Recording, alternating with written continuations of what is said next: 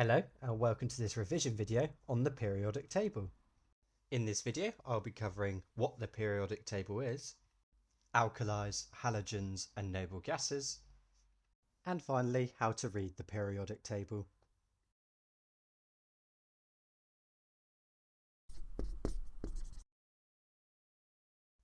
The periodic table was first created in 1869 by Russian-born chemist Dmitry Mendeleev.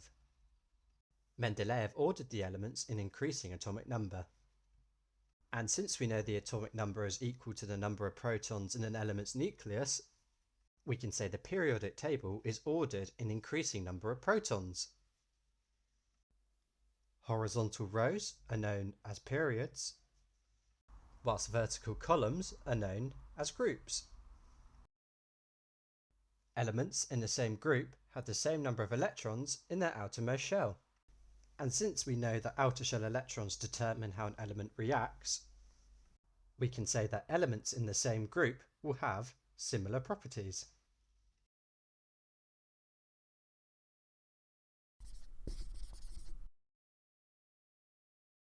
Alkali metals are found in group 1 of the periodic table.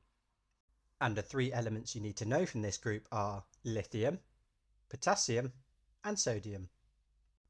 Looking at the outer shell electrons of lithium and potassium, we can see that both have one electron in their outermost shell, meaning they will have similar chemical properties and reactions.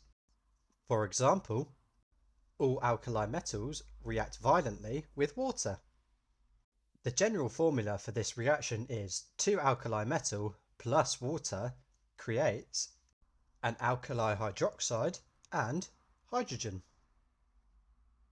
So, if sodium was to react with water, it would create hydrogen and sodium hydroxide.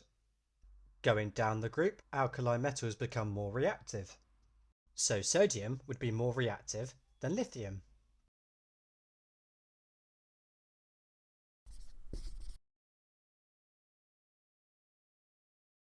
Halogens are found in group 7 of the periodic table and include elements such as fluorine, chlorine, bromine, and iodine. Since we know halogens are in group 7, we know that they'll have 7 electrons in their outermost shell. Reactivity decreases as you go down the group, with fluorine being the most reactive and iodine being the least reactive. This trend in reactivity can be seen when halogens react with iron wool. Fluorine reacts instantly and is very dangerous. Chlorine reacts quickly with heated wool. Bromine has to be warmed with heated wool and is much slower than chlorine, and both iodine and the wool need to be heated strongly and the reaction is very slow.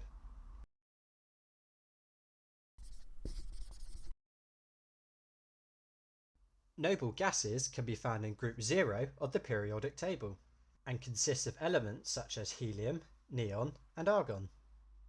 All noble gases have a full outer shell of electrons. For example, helium will have 2 electrons in its outer shell, neon will have 8, and argon will also have 8.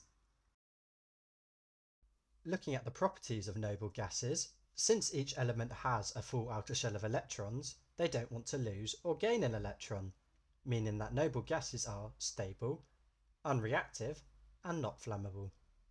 Helium has the lowest boiling point, whilst argon has the highest boiling point.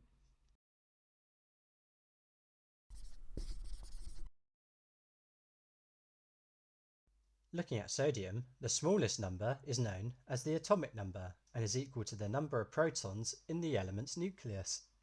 The larger number is the mass number and is equal to the number of neutrons plus the number of protons in the nucleus. So we know that sodium has 11 protons in its nucleus, and if we take this away from the mass number, we know that it also has 12 neutrons in its nucleus.